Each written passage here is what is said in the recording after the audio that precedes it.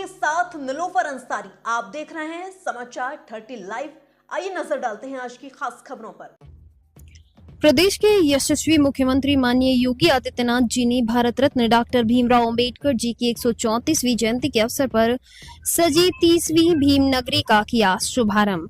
प्रदेश के यशस्वी मुख्यमंत्री माननीय योगी आदित्यनाथ जी भारत रत्न डॉक्टर भीमराव अंबेडकर जी की 134वीं जयंती के अवसर पर सजी 30वीं भीम नगरी का शुभारंभ करने आगरा में माननीय मुख्यमंत्री पहुंचे हैं।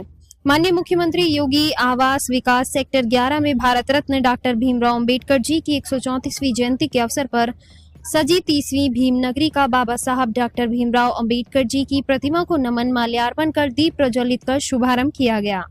माननीय विधायक GS धर्मेश ने माननीय मुख्यमंत्री जी को चांदी का मुकुट तथा भीम नगरी आयोजित समिति पैच तथा भीम नगरी आयोजन समिति बाबा साहब की प्रतिमा भेंट कर सम्मान किया गया तथा अभिनंदन पत्र पढ़कर माननीय मुख्यमंत्री जी को प्रदान किया।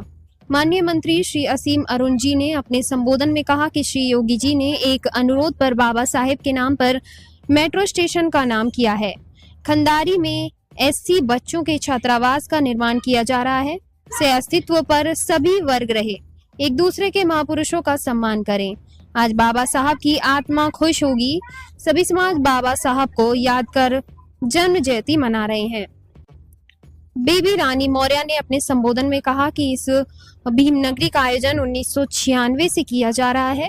इस भीम नगरी आयोजन ऐसे स्थान पर किया जाता है जहां वंचित समाज होता है और वहां पर विकास कार्य कराए जाते हैं। माननीय योगी जी एवं माननीय मोदी जी ने बाबा साहब के सपनों को पूरा करने का काम किया है। विधायक डॉक्टर GS धर्मेश ने स्वागत भाषण दिया।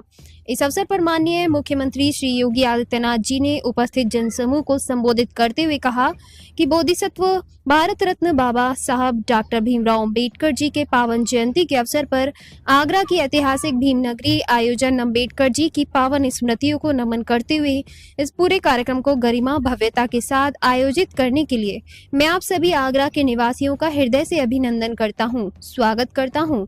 अपने पूर्वजों के प्रति और अपने महापुरुषों के प्रति सम्मान का भाव क्या होना चाहिए, अगर इसका दर्शन करना है तो यहाँ 4 दिवसीय कार्यक्रम जिसमें 14 अप्रैल को बाबा साहब के जन्मदिन की झांकी से लेकर के आज का कार्यक्रम, कल सामूहिक विवाह का कार्यक्रम और परसों सम्मान का कार्यक्रम, इन 4 दिवस के कार्यक्रम आयोजित करके बाबा साहब की 1956 में आगरा में उपस्थिति को आगरा के आप सभी बाबा साहब के अनुयायियों ने जीवंत बनाए रखा है। वे सचमुच अभिनंदनीय है, प्रशंसनीय है। समाचार 30 लाइव के लिए आगरा से सुनील कुमार की खास रिपोर्ट।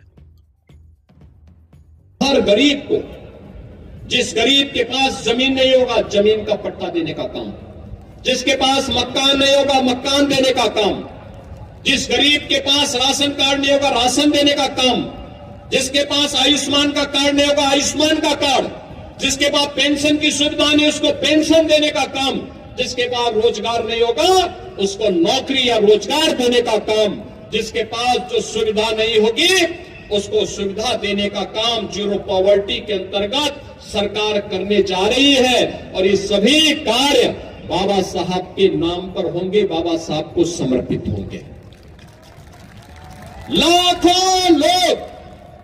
लाखों लोग इससे प्रेरित होंगे। आपने पिछले 10 वर्ष में प्रधानमंत्री मोदी जी के नेतृत्व में बदलते हुए भारत को देखा है। आपने देखा होगा भारत दुनिया के अंदर, दुनिया की आबादी 800 करोड़ से अधिक है। 800 करोड़ में से 140 करोड़ का भारत है। 140 करोड़ अकेले भारत में, 800 करोड़ में अकेले भारत एक देश है। अकेला भारत एक देश है जहां पर कोविड कालखंड से 80 करोड़ लोगों को फ्री में राशन की सुविधा का लाभ प्रधानमंत्री मोदी जी दे रहे हैं। 50 करोड़ लोगों को आयुष्मान भारत के अंतर्गत 5 लाख रुपए की सुविधा प्रधानमंत्री मोदी जी दे रहे हैं। 12 करोड़ गरीबों के घर में एक शौचालय बनाने का काम हुआ है। 12 करोड़ घरों में उज्ज्वला योजना का कनेक्शन पहुंचा है। याद करिए, प्रधानमंत्री मोदी जी के नेतृत्व में 4 करोड़ गरीबों के मकान बन गए हैं। और अब जीरो पॉवर्टी के अंतर्गत हर गरीब के लिए उसका आवास होगा, उसके लिए रोजगार की गारंटी होगी, उसके सम्मान की व्यवस्था होगी। और अब यह क्रम आगे बढ़ रहा है और यही क्रम तो बाबा साहब के सपनों को साकार करने का कार्यक्रम है। यही कार्यक्रम है।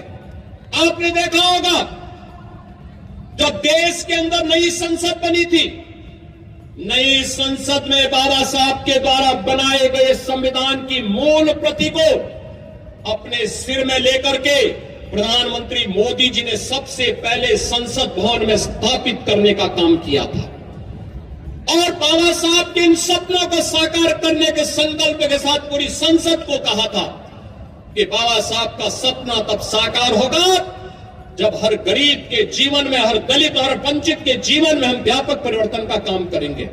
बहनों और भाइयों, आज मैं आपके बीच आया हूं आपसे यही कहने के लिए। आप आगरा में रहते हैं। फिलहाल के लिए इस खबर में इतना ही। देश और दुनिया की तमाम बड़ी खबरों से अपडेट रहने के लिए देखते रहिए समाचार 30 लाइव। और हाँ, हमारी वीडियोस को लाइक व शेयर करना और चैनल को सब्सक्राइब करना ना भूलें। नमस्कार।